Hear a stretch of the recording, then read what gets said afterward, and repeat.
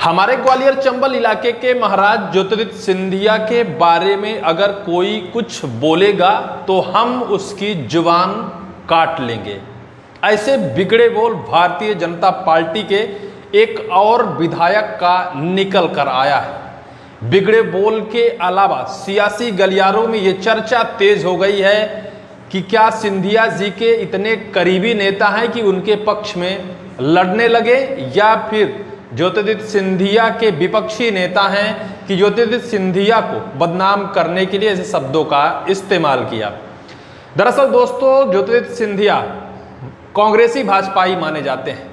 कांग्रेस को छोड़कर बीजेपी में शामिल हुए थे और जब से बीजेपी में शामिल हुए शिवराज सिंह चौहान ने तो कहा था कि पानी के साथ जिस तरह से शक्कर मिल जाती है उस तरह से ज्योतिरादित्य सिंधिया भारतीय जनता पार्टी के साथ मिल गए हैं।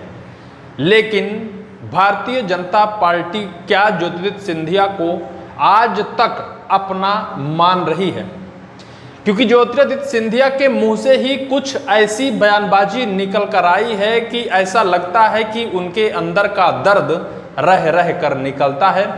उनके अंदर आज भी ये दर्द भरा है कि हमने अपना घर तो छोड़ दिया, लेकिन जिस घर में हमने पनाह ली उस घर ने हमें अपना नहीं रहा है। भले चाहे वो भारतीय जनता पार्टी के केंद्र के कैबिनेट के मंत्री हैं, लेकिन आज भी उनके साथ दुर्व्यवहार और सौतेला व्यवहार किया जाता है। उनके करीबी और उनके समर्थकों ने ही उनके साथ जो दुर्व्यवहार किया उसे भी आपको जरूर सुनना चाहिए।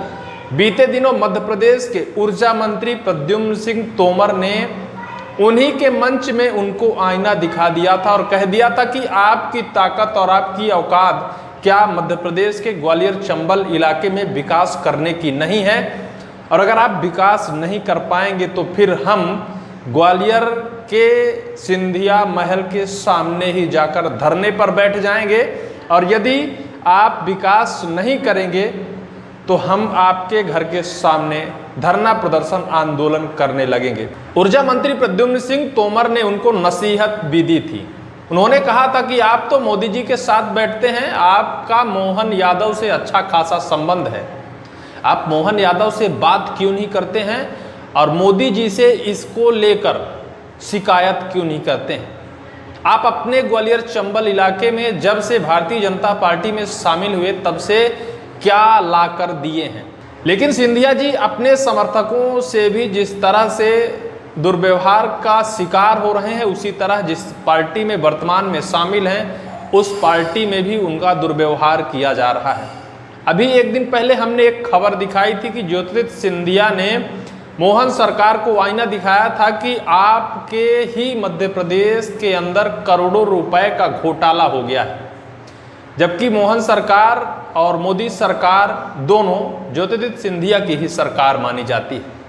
लेकिन अगर इनके रहते हुए इन्हीं के कार्यकाल में सांसद बीजेपी का, विधायक बीजेपी का, मुख्यमंत्री बीजेपी का और करोड़ों रुपए गोलमाल कर दिया, सांसद विधायक तो कट्टर ईमानदार, तो फिर गोलमाल कौन कर रहा है?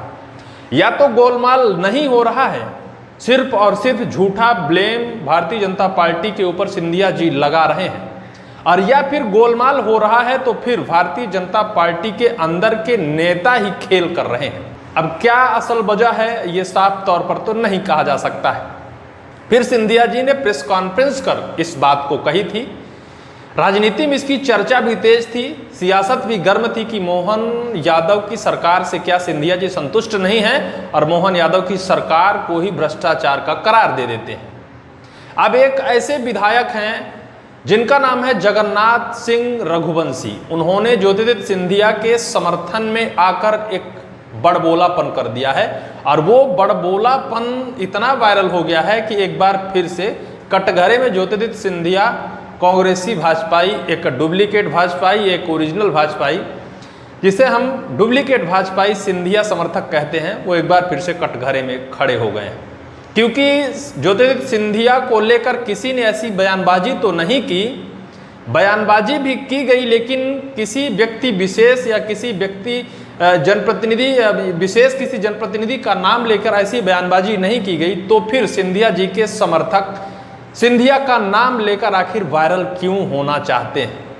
उन्होंने पत्र भी लिखा है सिंधिया जी को, लेकिन उस पर जो उन्होंने ये टेढ़ा मेढ़ा बयान दिया, इस टेढ़े मेढ़े बयान को उसमें नहीं लिखा। मध्य प्रदेश के मुख्यमंत्री मोहन यादव को भी उन्होंने पत्र लिखा है।